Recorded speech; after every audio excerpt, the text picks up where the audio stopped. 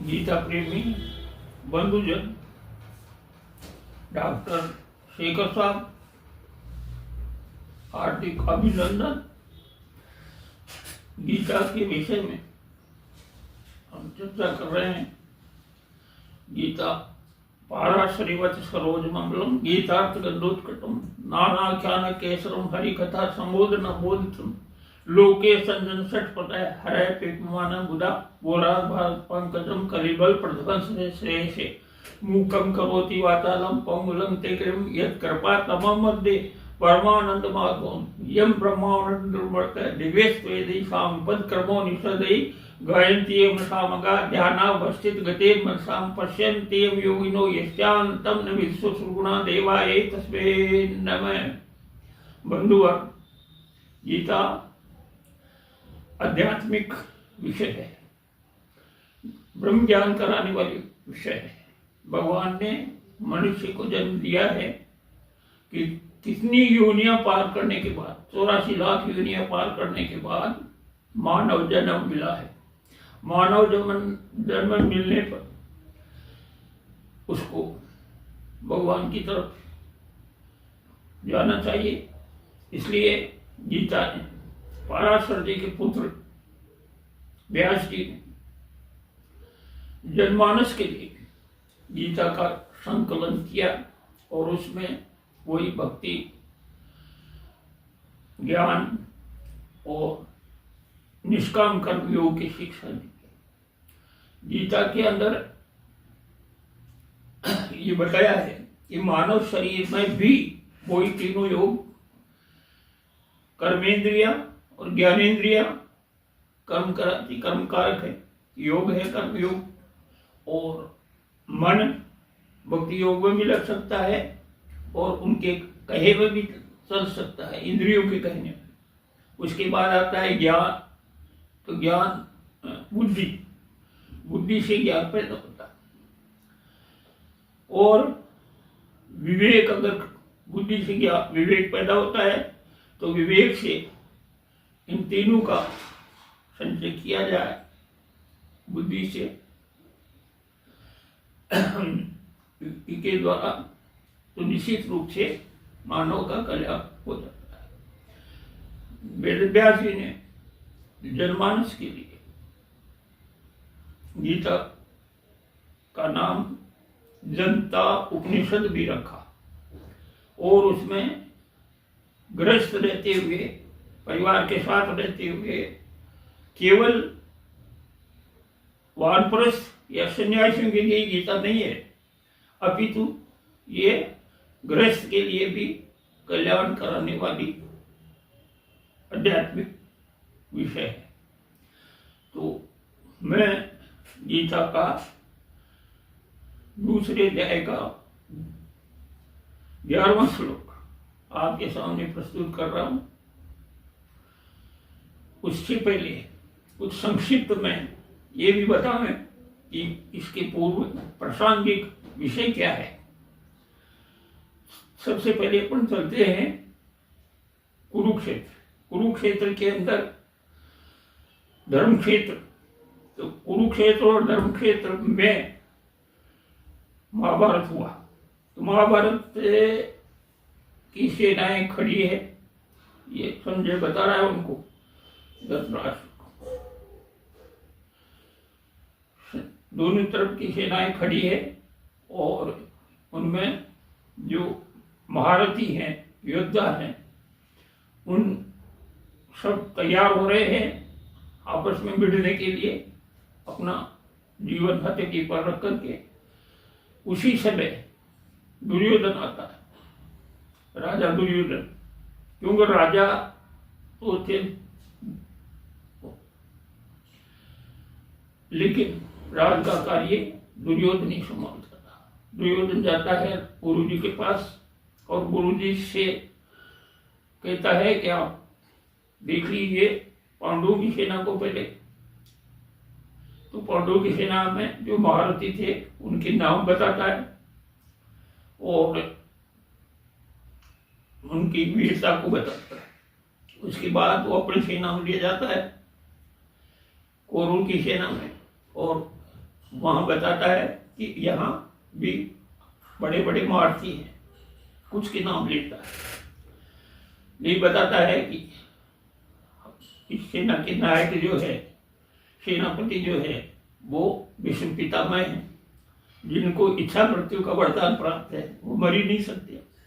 और आप शास्त्रों की ज्ञाता और धनुर्विद्या की ज्ञाता है, तो निश्चित रूप से, और एक बात ये भी है कि हमारी सेना बड़ी है, 11 अक्षौहिणी है, और उनकी सेना 7 अक्षौहिणी है। तो हमारी सेना बड़ी है, इसलिए हम निश्चित रूप से विजय होंगे, इसमें कोई शक नहीं है। ये बात दुर्योधन ने द्रोणाचार्य जी को बताई। उसी समय भीष्म पितामह ने शंख बजाया, और इतने जोर से बजाया उन्होंने सिंह की दहाड़ के समान, तो हलचल पैदा हो गई दोनों सेनाओं में कि अब निश्चित रूप से युद्ध शुरू होने वाला है।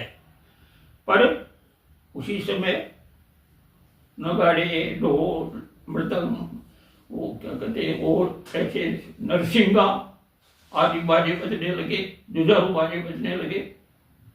तो इधर पांडवों की सेना में भी शंख बजना शुरू हो गया। सबसे पहले भगवान श्री कृष्ण ने पांचजन्य नामक शंख बजाया। पांचजन्यम शंखस्य देवदत्तम धनंजय पौड्रम दत्तम महाशंकर भीमकर्मा प्रकोदय। अनंत विजय राजा कुंती पुत्र युधिष्ठिर नौक्लस्य देवस्य सुघोष मणिपुष्पो कायस्य परमेश्वर शिखंडी से महारथय दुष्दुम्नो विराटस्य सात्विकी से परादतय। इस प्रकार अलग अलग उन्होंने अपने अपने शंख पांडवों ने भी बजाए। शंख बजते ही इतना शोर हुआ कि कौरवों की सेना का हृदय विदीर्ण हो गया। उन्होंने अपने आप को ऐसा महसूस किया कि हम जीतने वाले नहीं हैं। उसी समय रथारूढ़ अर्जुन, भगवान कृष्ण ने लगाम साध रखी थी घोड़ों की, उस रथ पर सवार था। अर्जुन ने भगवान से कहा कि आप मेरे रथ को दोनों सेनाओं के बीच में ले जा करके खड़ा कर दीजिए, ताकि मैं ये देख सकूं कि मुझे किस किस से लड़ना है। भगवान ने ऐसा ही किया और जाकर के रथ को खड़ा कर दिया द्रोण और भीष्म जी के साथ में। उन्होंने जब देखा कि इसमें कोई भाई है, कोई ससुर है, कोई साला है, कोई अपने ही अपने परिवार के थे, सब परिवार को देख करके एक प्रकार से विभोर हो गया अर्जुन को। उन्होंने कहा ये तो नैराज्यम सुखानित है कि राजन गोविंद है, जीवित रहते हुए ऐसे राज्य को भोगूंगा क्या, ये विचार करने लगा। तो उनको देखा तो मोह पैदा हो गया और ये निश्चय कर लिया कि मैं तो नहीं लड़ूंगा। वापिस आकर के रथ के अंदर अपना शस्त्र डाल के बैठ जाता है और कहता है कि यही भगवान, मेरा मुख सूख रहा है, मेरी त्वचा जल रही है, खड़ा रहने में भी समर्थ नहीं हूं। मैं देखता हूं कि मेरे परिवारजनों को मार करके मैं राज्य का भोग करूं, ये ठीक नहीं है, मैं युद्ध नहीं करूंगा। मेरे शरीर में कंपी हो रही है, खड़ा भी नहीं रह जाता है, गांडीव धनुष है वो भी गिर रहा है हाथ से। इस तरह से उसने भगवान से कहा। तब भगवान ने कहा कि अरे भाई, ये कहां से आ गई कायरता, समय गमय पार्थ पद्धति क्षुद्रो हृदय दुर्बल्यम तीर्थो तीर्थ परम तप है। एक लिव्यता कहां से आ गई, इसको छोड़ो, तुम तो परम तप हो, दूसरे को ताप देने वाले हो, इस तरह के विचार क्यों आए।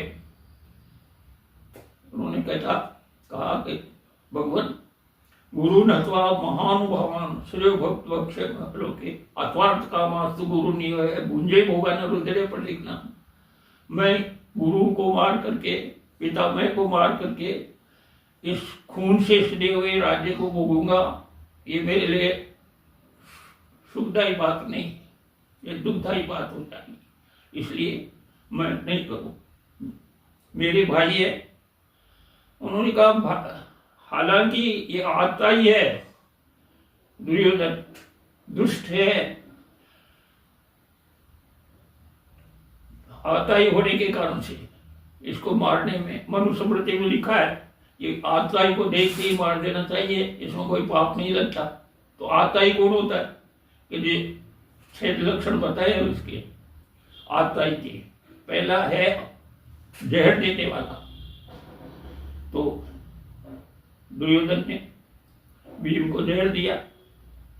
आग लगाने वाला, उधर वो लाक्षागृह बना पांडवों को मारने के लिए, आग लगा दी।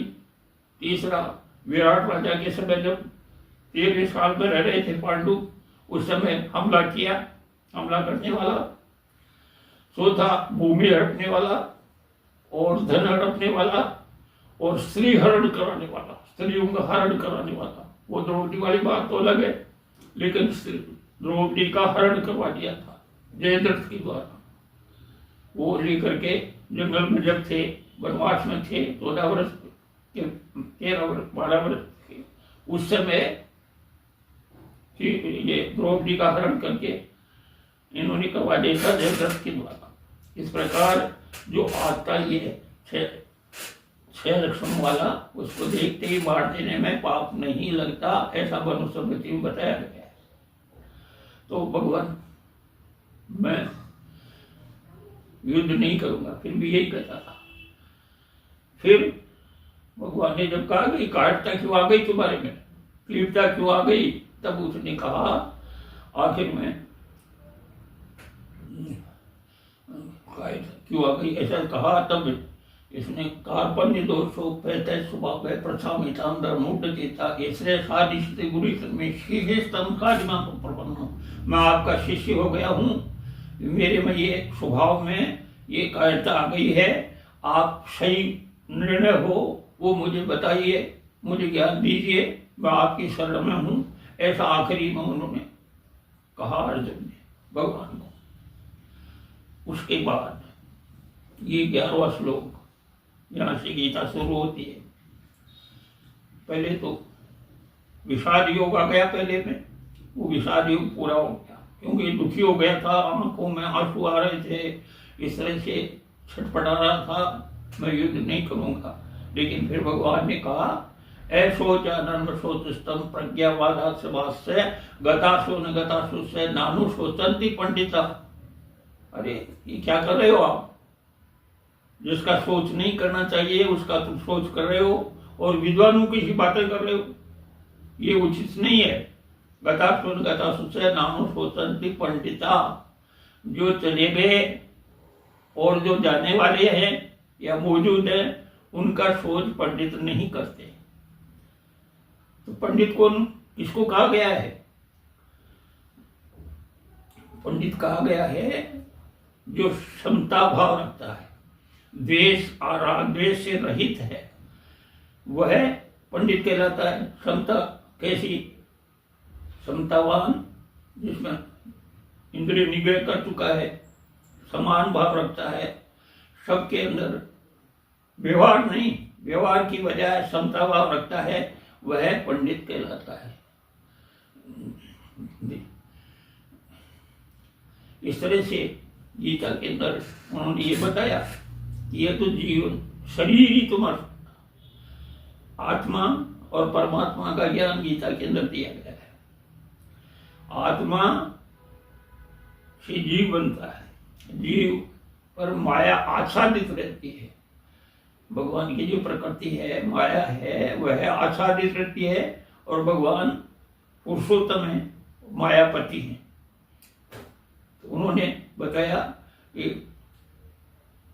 जीना मरना ये सब शरीर के ऊपर है।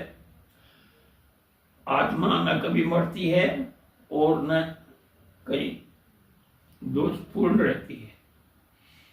जीव ही जब तक शरीर में है तब तक अच्छे और बुरे कर्म करके वो आगे दूसरी योनि को प्राप्त होता है। इस तरह से 11वें अध्याय का दूसरे अध्याय का 11वां श्लोक यही समापन होता है।